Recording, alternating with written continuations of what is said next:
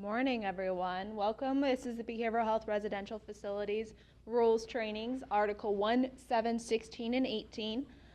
This is just a quick overview of the major changes that occurred between October and the rules that went into effect July 1. So, welcome. Okay. My name's Nicole. I am one of the surveyors here in the Bureau of Residential Facilities. And then this is Alice as well. We're both surveyors out there in the field. You'll probably see one or both of us at some point in time. Final version of our rules. Final versions of Article 1, 7, 16, and 18 were filed April 29th. They were implemented July 1st.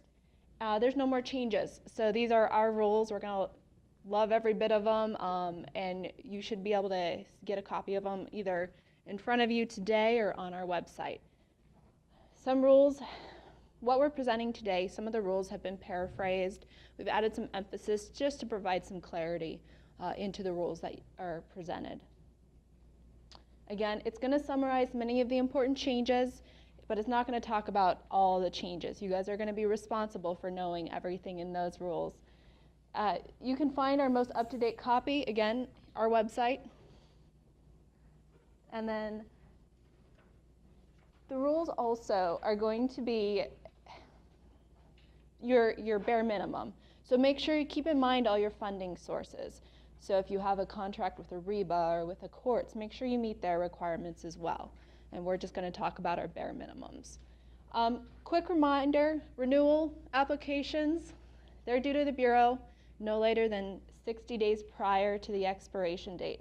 An application received 59 days or fewer from the expiration date, they are going to enforcement, and a penalty is being enforced on that. It's $250 for the first offense, so really pay attention to when your license is expiring. And then, of course, if it continues, subsequent offenses will be enforced at a higher penalty. And then application forms, they can be downloaded and printed at our website, and fill it out, save it to your computer, and come bring it in, or mail it. So we're going to go over Articles 1, 7, 16, and 18.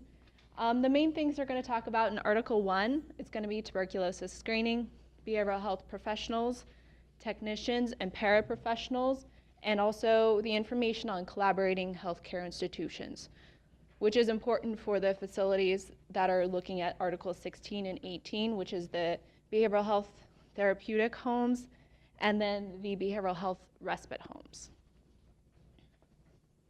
So, TB. This one's changed a bit. TB's back. I know in October some of the TB requirements weren't there, but it's back, and it's for everybody. Documentation of freedom from infectious tuberculosis. If you go into Article 1, you can do a regular skin test, the PPD, the Mantoux skin test, or you can have a written statement signed by a medical practitioner that states the person's free from infectious TB. It can be based on a chest x-ray, so if you want to get your staff or your residents to have chest x-rays, you can, but it doesn't have to be. But make sure your chest x-rays, make sure they're clear. Make sure it actually says free from TB, because otherwise they could have gone in for chest pains and had x-rays and it doesn't say anything about freedom from tuberculosis. And that's not quite a clear determination that they're free from TB. TB test has to be both administered and read prior to an employee working at the facility. And that's if they're expected to have 8 hours or more of direct interaction. 8 hours or more a week. And then your residents. On the 8th day that they're in the facility, that documentation of freedom from TB needs to be in their file.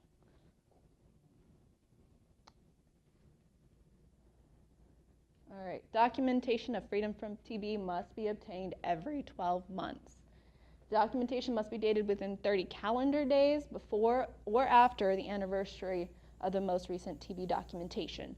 So if you're hiring a new staff on and they get their TB done February 1st, let's just say, you have until February 1st of the next year, you have 30 days before or 30 days after of a window.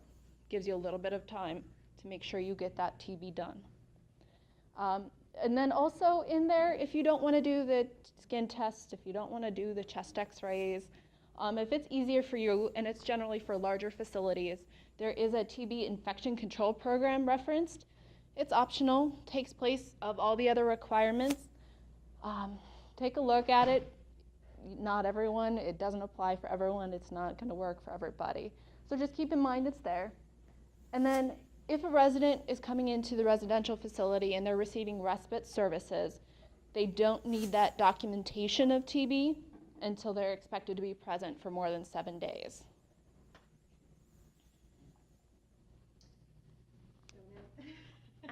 Okay, so we'll do a quick switch over here. So this is about behavioral health professionals and technicians and paraprofessional. So the behavioral health professional must be licensed by the Board of Behavioral Health Examiners. Your LPC, an LCSW, a LISAC, a LASAC, depending on what the services are that you'll be providing at your facility. But a BHP is licensed by the Behavioral Health Board.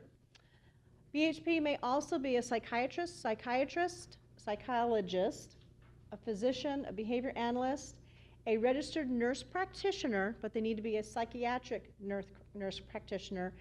And as of July, the registered nurse piece worked its way back in. In October, it was removed, and now it's added itself back in. However, there are some caveats to that. So way back in the R920s, they used to have a registered nurse with 1 year of experience could be considered a BHP. That's not the case anymore. The nurse was taken out, and now it's put back in, and we'll discuss that in a little bit. And this kind of starts to address to it. The BHP needs to work within their scope of practice. If you have an emergency room RN or a pediatric RN, that doesn't mean that they can do behavioral health type of assessments, treatments, any of those things. So your BHP has to work within their scope of practice, which is based upon their licensing board, education, and experience. So an example of an RN who has certification to provide counseling and psychotherapy.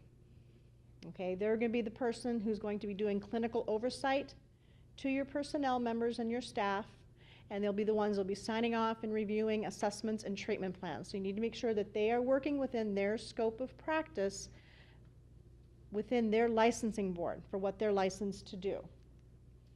Okay, clinical oversight versus supervision. In the old rules, we had something called clinical supervision. Now it's called clinical oversight. BHTs must receive clinical oversight from a BHP. Oversight is what occurs after the fact that the BHT has provided a behavioral health service. So they've done a counseling session, they've written a treatment plan, they've done an assessment. So your BHP, your licensed professional, then provides oversight to your BHT who does that. Now BHPP is kind of your entry-level position, folks coming in. They can't do any type of service unless a BHP is actually sitting there supervising them. So a BHT performs a behavioral health service. BHTs cannot provide clinical oversight. It can only be a BHP. It needs to be provided once during any 2-week span that service is provided, and then you will determine the hours, how often, and the topics based on your policies and procedures. The rules have gone to a more policy-driven type of compliance. So instead of us saying, like we did in the old rules, that you must have 4 hours a month, 1 hour for every 40 hours work for part-time, now you're going to tell us how often, or not how often, but the duration of what the clinical oversight will be. It just needs to be within the 2-week period of when that service was provided. So a BHPP, if they're doing a behavioral health service, the BHP needs, like I said, to be sitting there directly with them and supervising them. So they must be able to intervene if necessary while the BHPP is providing that service. If the BHPP is doing a counseling session, the BHP needs to be sitting there so that they can intervene as needed. So a BHPP cannot perform a service independently or with clinical oversight. They have to have supervision. And they can never do a treatment plan. They can do assessments as long as the BHP is present, but they can never do a treatment plan. Okay, who can be a BHT or a BHPP? Again, back in the old rules, we gave you a list of what the education is that's required to be certain positions, what the work experience needed to be. Now your policies and procedures are going to let us know what that is. So when surveyors come out to your facilities, we will be looking at your policies and procedures pretty in depth so that we can make sure that you are following what you have written. Okay? Okay. What's a behavioral health service? Well, like we said before, assessments and treatment plans, and any treatment modality that needs to be performed by an independently licensed individual. Okay, medication services, doing assistance in the self-administration of medication, or personal care services are not considered behavioral health services. It's a treatment that needs to be performed by someone who is independently licensed. Okay. Collaborating healthcare institutions, don't get too far ahead here. These are going to be specific to Article 16 and Article 18. And the collaborating healthcare institution is an outpatient treatment center, and they will approve policies and procedures and the scope of services for either the respite or the therapeutic home. They also will be providing the clinical oversight. So again, this is only relating to somebody who's going to be doing adult behavioral health and then the behavioral health respite homes. One of the things that has changed in Article 7 is, if you recall, there's the section there about abuse, neglect, and exploitation. The rule now has been changed so it reads, pursuant to the statute, pursuant to law, that if an administrator has a reasonable basis to believe that abuse, neglect, or exploitation has occurred. So it's the same rule, except now they just changed the wording on that a little bit for you so it follows the same as the law. The one other thing that did change is the requirement that for you to do an investigation, the requirement that you submit that investigation to the department.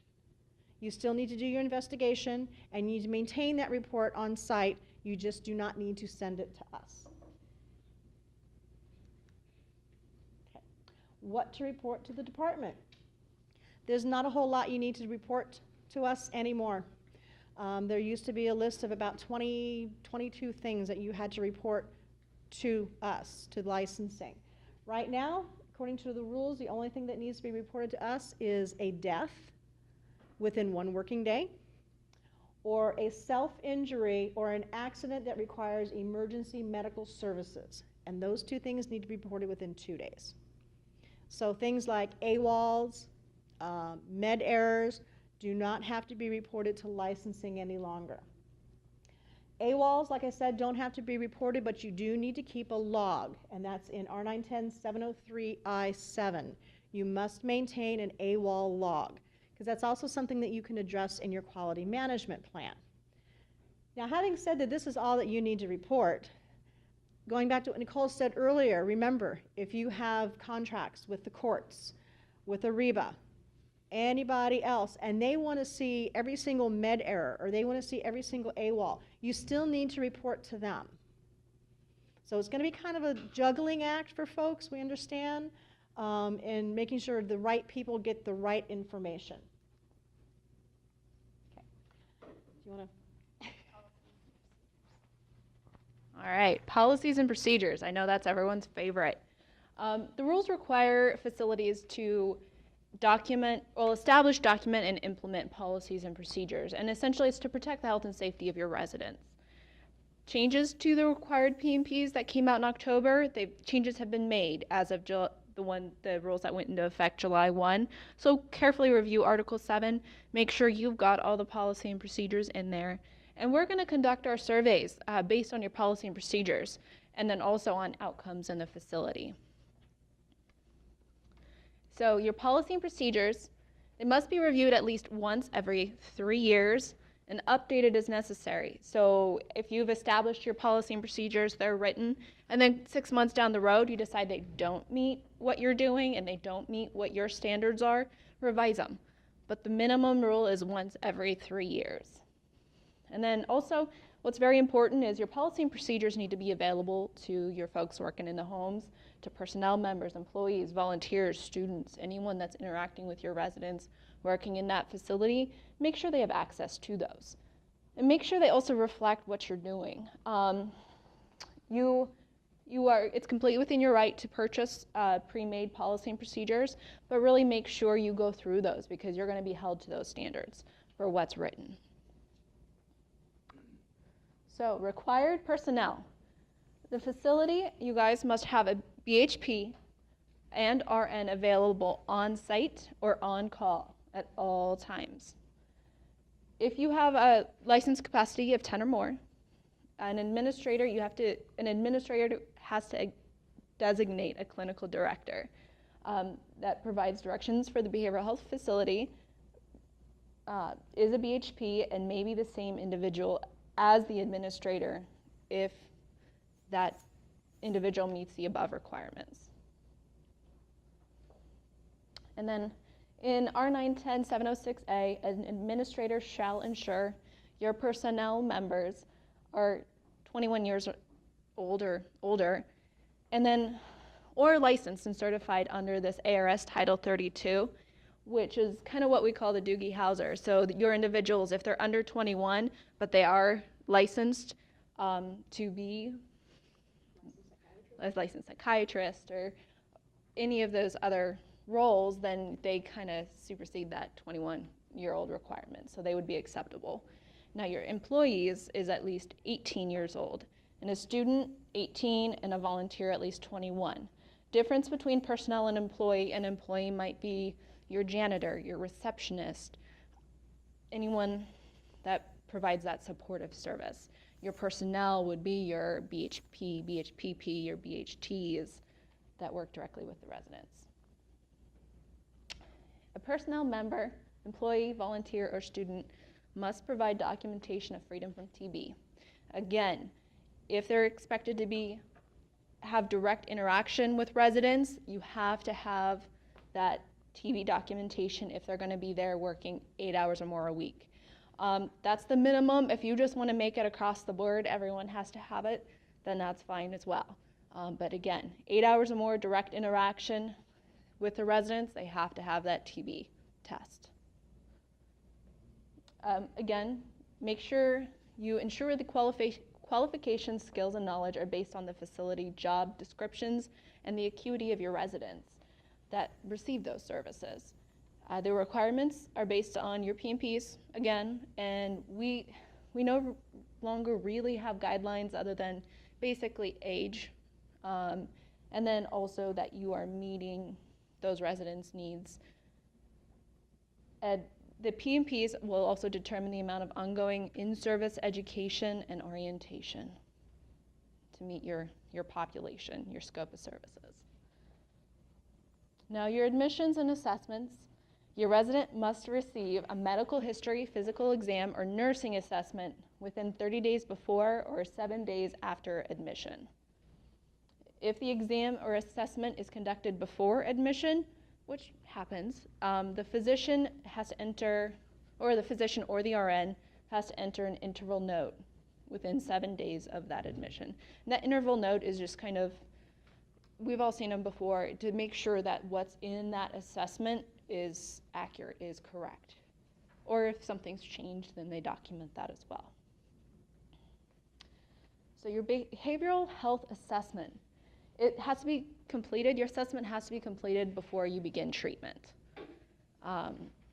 If it's completed by a BHT or an RN who's not the BHP, a BHP must review and sign that within 24 hours. If it's completed by a BHPP, the paraprofessional, the BHP must be present during that assessment. And then the assessment, make sure it's in that medical record within 48 hours of review and or completion. And then our assessments, make sure they're updated as treatment changes. We no longer have, licensing no longer has that requirement of it being updated regularly. I think it was annually, yeah. So, but you know, your funding sources, again, the REBAs or the courts might have a different requirement. So make sure you're meeting what they're requiring as well. So your behavioral health assessment basically will document everything as it did before, except it doesn't include the medical portion, which would be captured in your nursing assessment. So you're presenting issues, substance abuse, co-occurring disorders, criminal justice histories, family histories, referrals, symptoms, those kind of things. And also include recommendations for further assessment or examination if it's needed. And then the physical health services or ancillary services to be provided until the treatment plan is completed. So that's only if your residents require physical health services or any other ancillary services, it needs to be included in that assessment. And then the signature and date of the signed of the personnel member who conducted it. And make sure they identify who they are when they're signing their name. If they're the BHP, make sure they put their credentials at the end of their signature, so that way everyone knows that who they were. And then a facility must obtain, again, documentation of TB. It'll probably come up again, TB, gotta have it within 7 days of admission for your residents. Respite services. So this is the respite services for facilities, for your residential facilities, the short term. Physical assessment,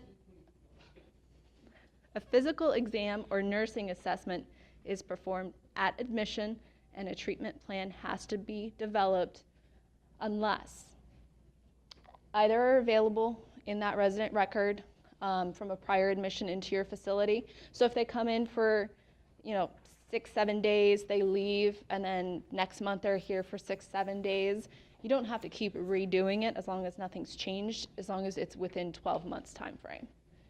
And then again, TB, make sure it's in there, especially if that individual is expected to be at the facility for more than 7 days. Treatment plans. Okay, so treatment plans.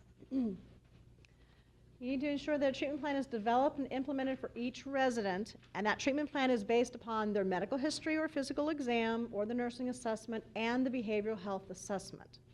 And then, of course, if there's any ongoing changes to that. So the treatment plan is based upon that. You don't want to do your treatment plan and then go and do an assessment, because how do you know what to treat and how to treat them, right? So you do your assessment first. It needs to be completed by a BHP or a BHT, as long as the BHT is receiving clinical oversight. Then the BHT will also sign off on it after the BHT has developed it. It does need to be done within 48 hours after the assessment's completed. And then the treatment plans are updated, again, according to the review date or when assessment changes. Again, does not need to be done annually anymore, per licensing rules. Whatever your contracts are saying, you need to follow that as well. And then also, like I said, the review date that you put on the treatment plan. It may be within your policies and procedures that your treatment plans are going to be reviewed and updated every 3 months. That's fine, every 6 months. Whatever you have, just please make sure you are following what you have stated you're going to do. Okay, is this our little flow chart here on an admission? You have a resident who is admitted. The behavioral health assessment is completed. The BHP reviews the assessment. Your physical health and ancillary services begin. Then your treatment plan can be completed. And your behavioral health services begin. The BHP reviews the treatment plan, and that's done within 24 hours of the completion of that plan. Okay, so like Nicole said, within your assessment, you're writing down, you're including the physical health and other ancillary services that are needed until the treatment plan is completed. So you see it goes down, it arrows right down next to that to doing the treatment plan. Discharge planning. You need to make sure your discharge plan has been developed that identifies any specific needs after they've discharged. It's completed before discharge occurs and includes a description of the level of care that may meet their assessed and anticipated needs after discharge. This needs to be in the medical record within 48 hours after it's completed and then provided to the resident or the representative before discharge occurs. This is not a discharge summary, this is the discharge plan. The plan is you accept a resident, eventually they're probably going to be moving on, that they're not going to stay there and live with you forever. So the discharge plan goes into effect prior. Now the discharge summary, the change here is that it needs to be in the record, in the medical record within 10 days. It used to be 15 days, now it needs to be in the medical record within 10 days after their discharge, and it must include the following information, and that it needs to be authenticated by a BHP or the medical practitioner.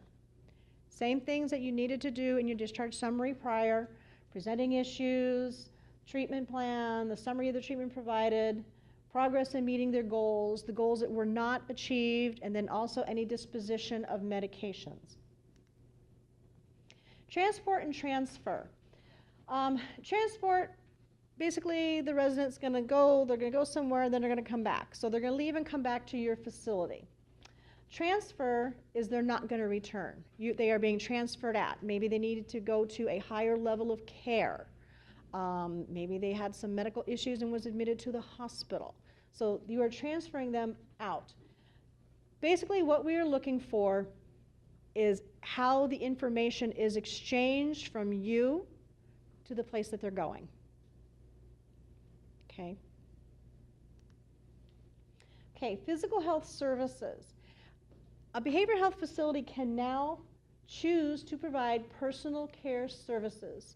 These services must be provided by a certified caregiver per the Board of Nursing Care Administrators and the Assisted Living Facility Managers. They are the ones who license caregivers. So behavioral health facilities in the past has been hands-off. We don't assist a resident with any type of personal anything, bathing, putting on cream on an arm or something like that. That's not done in a behavioral health facility. However, you can now add personal care services if you wish to do that. Only add personal care if you're really thinking that's the population that you want to serve. If you have maybe aging adults that now are starting to have more medical needs, you can do that. It's an amendment to your license. If you're currently licensed, you need to let us know. We will be looking at your policies and procedures, and we also need to see the qualifications of your staff and how you're going to meet their needs, both scheduled and unscheduled needs. One thing I want to caution you on, what you're going to do here, if you decide to add personal care, is you're going to go to Article 8, which is the assisted living rules. You're only going to be in 814 A, C, D, and E. B is omitted because B reflects admitting a resident who is bedbound or chairbound. A behavioral health facility cannot admit a person who is bedbound. Okay, so that's why it's not in there. So it's A, C, D, and E in Article 8. And that'll kind of give you the outline on what you need to know and what you need to do if you choose to add personal care services. Okay, medication services. And this covers everything, whether it's administration of meds or the assistance in the self-administration of medication, which is about what 98% of the behavioral health facilities do. So you need to make sure you have policies and procedures that include a process to provide information to a resident about medication prescribed. Okay, so that's your informed consent. Procedures for preventing, responding, and reporting to med errors, adverse reaction, and overdose. Again, this is for medication administration. Additional policies and procedures to ensure the regimen is reviewed by the medical practitioner and making sure that it meets their needs. Procedures for documenting administration and also assistance in the self-administration of medication. So your MAR, your medical administration record, or some people call it a MOR, medication observation record. However you're going to document that. You also need a process to monitor a resident who self-administers medication. procedures for assisting a resident in obtaining medication, and then procedures to provide medication administration or the assistance in the self-administration of medication off premises. Say you're on an outing, or maybe they go for a long weekend to visit a relative somewhere, and they need obviously to take the medication with them. Okay, self-administration of medication. This is not assistance, this is self-administration. And the definition up there, it means a resident that has access to and control of their medication. It may include limited support while taking the medication. So, self-administration means the facility does not lock or store the medication. The resident has access at all times. I.e., the medication could be sitting on their nightstand or in their drawer in their bedroom. The facility does not intervene or have inventory of medication at all. The most that you would do if you're going to have this as part of your facility, and again, you don't have to, but if you want to do this, you can say, hey, oh, it's lunchtime. Did you get your meds this morning? Oh, good, you took them. Great. That's it. There's no observation, there's no documentation, nothing. So that's self-administration of medication. I haven't seen a facility yet who's doing this. It is there. Medication administration is medication administered in compliance with an order. So there is a reference to R910-712C22 that talks about pain and PRN medication.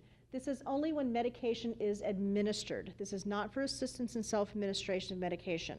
What it's talking about is when a resident is, say, in the middle of the night saying, you know, I really don't feel well, I need some sort of something for my stomach, or they're complaining of pain, something along those lines. If you are doing medication administration, which can be done by an RN, your BHTs cannot administer, you would write down the information prior to that about the pain that they are experiencing, and then after that you would write down a little note again in their chart about, you know, did it resolve the situation. Okay, now that is for medication administration, it's for pain and PRN meds only. Okay, assistance in self-administration medication, again, 98% of every behavioral health home, this is exactly what they're doing. Your verification meds are given as ordered, confirming that the meds, the person's name is on the container and the label, the dosage is stated on the label or according to the newer order. So whatever we see when we're looking there, we're looking at medication orders, prescriptions, and we're looking at the bottles. We want to see what is the most recent, and that's what you should be following. Then also the medication is given at the time stated, and again, on the label or according to a newer order. Drug and toxicology references. In the past, you were required to keep the 2 books on site.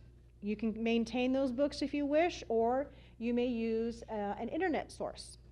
So the current drug reference books needs to be available by personnel members, so it could be available on the computer. If you have a computer set up there and you have an internet connection and they're able to get information, that's fine. The other is a toxicology reference guide.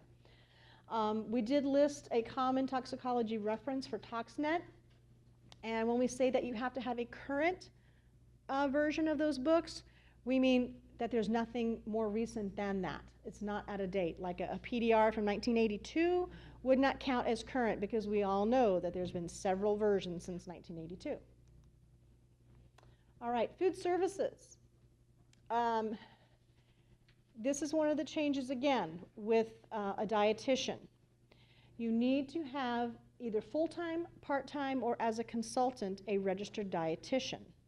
The difference is in the past, you only needed your dietitian every year to look at your menus, sign off on them, and say this was okay. The difference now is that you need to be able to consult with them on an as-needed basis. So when you get your agreement or your contract with a dietitian, you need to make sure that they understand and that you and your staff understand as well that if you have a resident who's admitted who is diabetic and has special needs, or maybe has a gluten allergy or a peanut allergy, anything along those lines, you can consult with your dietitian. It cannot be a nutritionist. They need to be a registered dietitian. And then they can help give you some information to assist with that resident. So if you do not have a dietitian that's employed full-time, You're going to use them as a consultant. You need to make sure that someone on your staff is designated the food services director, who will be that person, that go-between to the dietitian and back to the facility and getting the information. So you don't have everybody, all of your staff, contacting the dietitian. You would just have one person that would be doing that.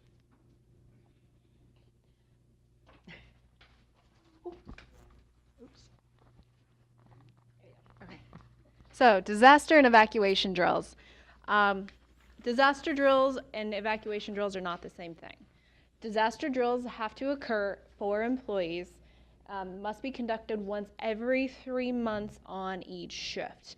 And keep in mind, there's more than just fires as disasters. There's other natural disasters out there, man-made disasters. So make sure you get your employees well-versed in the disaster plans. And also on each shift, so if you run 3 different shifts in your facilities, you got to do it 3 different times on each shift, or every 3 months on each shift. Evacuation drills, this is where the residents actually participate. It's for employees and residents, and it has to be conducted at least once every 6 months. And an evacuation drill is actually the practicing of that evacuation. Ideally, you do want to evacuate them, but we understand in Phoenix in the middle of summer, it's not safe to be standing outside for a long period of time. So that actual evacuation process, your residents need to know. And also make sure they're documented. You really want to keep that record as well. Now, Article 16 and Article 18.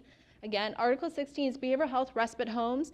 18 is adult behavioral health therapeutic homes. Depending what you're going for, license is issued for 1 or 2 providers. Agreement, you have to have an agreement with a collaborating healthcare institution, so an outpatient treatment center. It is an application requirement if the collaborating healthcare institution changes. So you must inform the department, licensing. You can provide behavioral services according to the treatment plan developed by that healthcare institution, and you can provide assistance in the self-administration of medications. So behavioral health respite homes, it's for adults, maximum of 3 recipients. For children, maximum of 3, again, unless 2 or more are siblings, then you can have a max of 4. And these are a little different because it's going to be you opening your own home to these. So you're living there with those recipients. And then you always have to have at least 1 provider on site at all times. Your providers must be trained in CPR, first aid, and it has to be appropriate for the population served. So if you're serving children, make sure they have it appropriate CPR and first aid training appropriate for children, and likewise for adults. Now, Article 18, maximum of 3 adult residents. You have to have a backup provider, so that way if you're the provider and you have to leave the facility for any reason, you have somebody that's the backup that will be there on site. Again, on site. Make sure you got someone there. And then they also have to have CPR and first aid training appropriate for that population that you serve. That's the end of our presentation. Here we have a list of resources, our integrated rules implementation website, the Arizona Revised Statutes, and then we wanted to point out we have a new email address for informational questions. Please use it. It's a fantastic way, and rather than waiting to get a hold of the surveyor of the day or another surveyor in the office, you can always email it to us, especially if it's not an emergency. General rule questions, great place to email. And then these are our office numbers. Thank you very much.